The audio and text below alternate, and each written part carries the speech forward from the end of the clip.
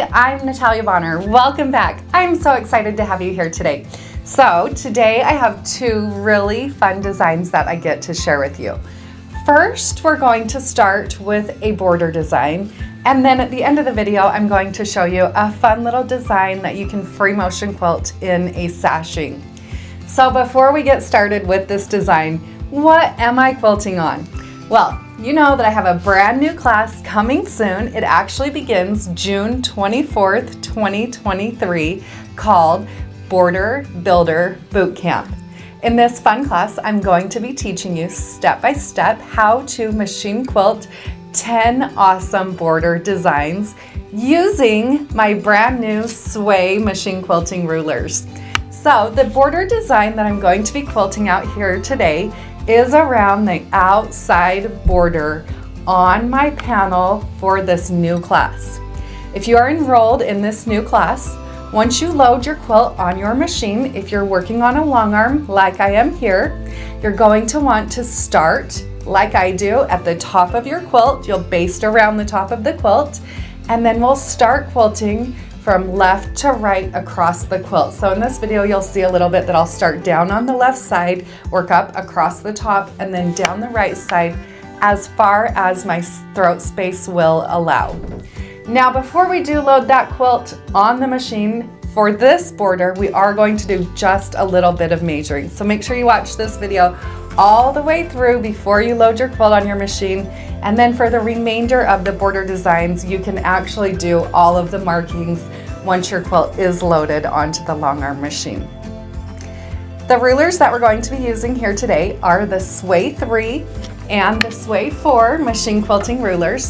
If you are attempting any ruler work, whether you're working on a sit-down machine or a long arm machine, you need to make sure that you are comfortable using machine quilting rulers. Now, a few tips: gentle pressure. A lot of times you're going to want to push really hard on that ruler and push really hard on your machine against that ruler. If you can relax and remember gentle pressure, you're going to end up with better results overall. Now, you also need to make sure that you do have a ruler foot on your machine. I have designed all of my machine quilting rulers so that they're nice, thick rulers. They're all 1/4 of an inch thick. So once you have your ruler foot on your machine, these nice thick rulers will glide right along next to your ruler foot. Now, also on your machine, whether you're working on a sit down or a long arm, you need to make sure you have an extended base plate. So on your sit down machine, a large flat working surface. On a long arm machine, I recommend purchasing from your machine dealer an extended base plate. Essentially, it creates a large flat working surface for you to hold your rulers on as you're gliding around quilting on your quilt tops. Alrighty friends, let's hop over to my machine and let's get started with just a bit of marking.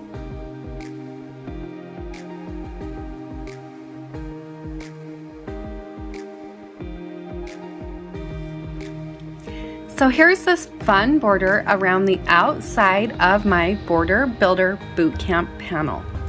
Something that I do want you to notice here with this border design.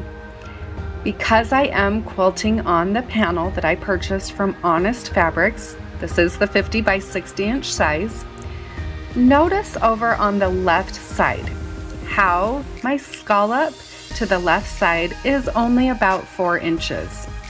I want that border to be the same size all the way around my quilt. So I have gone through and used the blue Mark Be Gone marker and marked a 4-inch space all the way around the outside border section. Once my quilting is all complete and I remove this quilt from my frame, I will trim this quilt down to that point and then bind so it has a nice 4-inch border all the way around. Now, before I load my quilt on my long arm machine, I'm going to lay this quilt out on a nice flat working surface. I'm going to measure first across the top of the quilt. My quilt measures 42 inches across the top of that green border. Next, I'm going to measure across the side. My side measures 48 inches across the side. which is perfect. Why is it perfect? Because now I can use my Sway 3 machine quilting ruler. It's divisible by 42 and 48. It makes it pretty easy for me to know exactly what size I want to use. Now I am going to use my blue Mark Be Gone marker, and I'm going to mark some 3-inch increments going down the side of the quilt. The reason that I'm doing this, even though the ruler is based on 3-inch increments, and I don't technically need to do any marking, when I load my quilt on my machine, down the side borders, I'm going to be quilting in small increments. So going through and adding just small little markings where those 3-inch increments are really is just an extra bonus tool to help me keep my scallops nice and even and consistent. I'll repeat this process and mark those scallops or those 3-inch increments down the right side and the left side of the quilt. And then just for a little extra credit for myself, I'm also going to mark those 3-inch increments across the top of my quilt.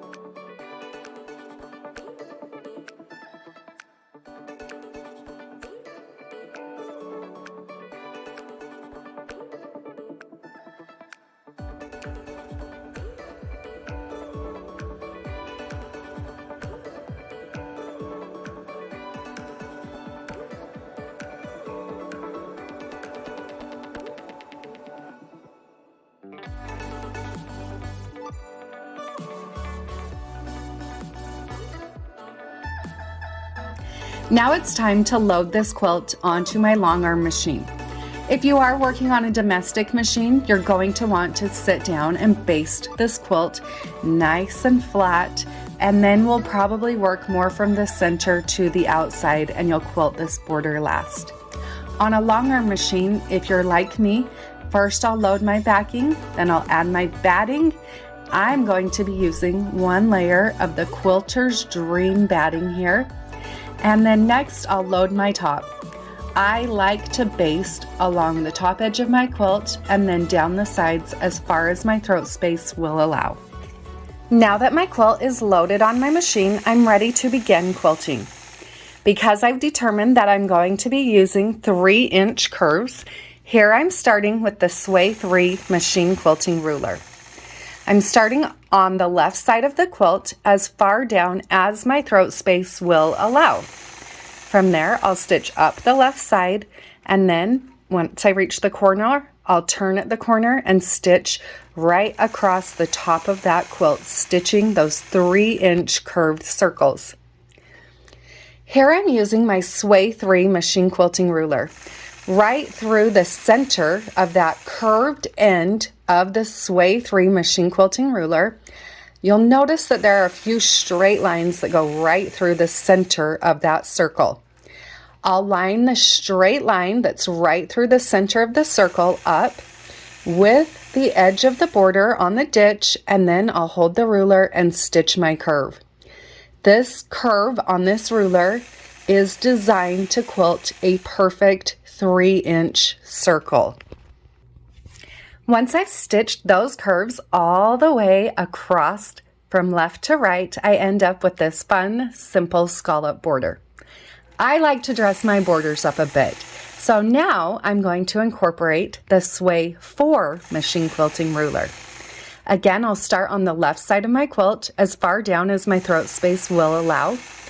But this time I'm holding the Sway 4 machine quilting ruler so that the curve on that ruler is 1/4 of an inch away from where I want my thread to intersect. That way I'm creating the curve that stops and starts at the exact same point as the curves that I quilted with the Sway 3. I'll repeat that process, moving all the way across that quilt. Now let's add a fill. I love the look of the figure eights or wishbones, whatever you want to call them. So here I'll start on the left side of my quilt, again as far down as my throat space will allow. You'll notice how I'll actually start my stitching off the side of the quilt and stitch right on and go right into those figure eights, filling in right around those scallops. By having a heavy fill on the outside, it really helps make those scallops stand out really nicely. Now here I am using a very high contrast thread. I did intentionally do that so that it would show up here on camera. But if this were a client quilt or even my own quilt, yes, I would switch and use a thread color that blended a bit more. So as I'm stitching up that side, if you look closely here, you'll notice that I did go through and mark a mitered corner using the blue Mark Be Gone marker. Now as I'm stitching these figure eights, I will stitch right up to that mitered corner, giving the illusion of maybe a mitered corner. Maybe it's pieced, but really it's just changing directions with my figure eights. So you'll notice how they'll get small as I work into my corner. And then once I get to my corner, I'll start out small and then get large as I rotate directions and now stitch across the top of the quilt.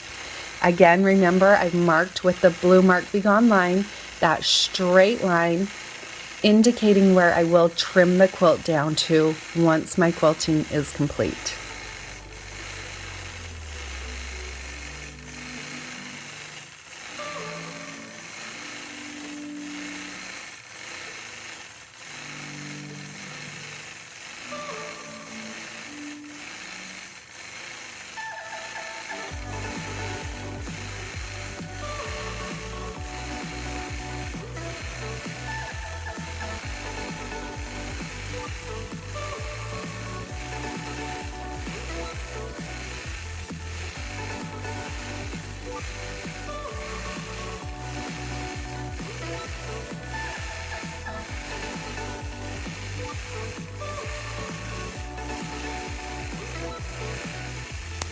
I love how this design turned out. It's such a simple design, yet perfect for using the Sway 3 and the Sway 4. Now, if your border was a little bit bigger or a different size, you could always create a similar design by starting with the Sway 4 and then using the Sway 5 to create those inside curves. As I work my way through this class, I am going to quilt all of those small sashings that are in between my border strips with the same sashing design. This design creates a lot of interest. Again, here I'm using a high contrast thread so that it will stand out on camera. But I'll start out on the left side of my quilt as far down as that first border goes. I'm going to start by stitching along the top side of that small purple sashing, and I'm simply free motion quilting some scallops. These scallops are about an inch wide and they go about halfway through that sashing section. You'll notice when I get to my corner that I'll just stitch a larger curve kind of into that corner.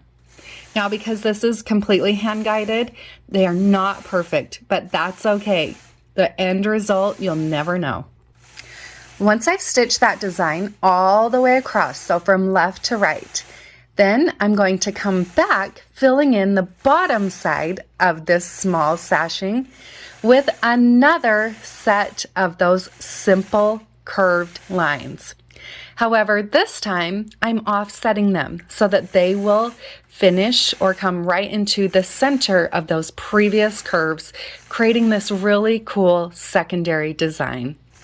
And I'll repeat this process as I work through the quilt. So again, here you can see I've quilted that top outside border. I have actually quilted lesson 1 here. We will quilt that on June 24th when the first lesson is released. But if you are working on a sit-down machine, you may want to go through and quilt all of your sashing designs first. I hope you all found a bit of inspiration from this fun video. I am so excited for the Border Builder Bootcamp class. This class begins June 24th, 2023.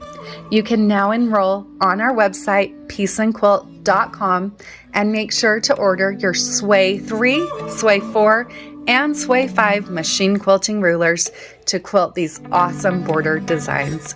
Have a great day, everybody.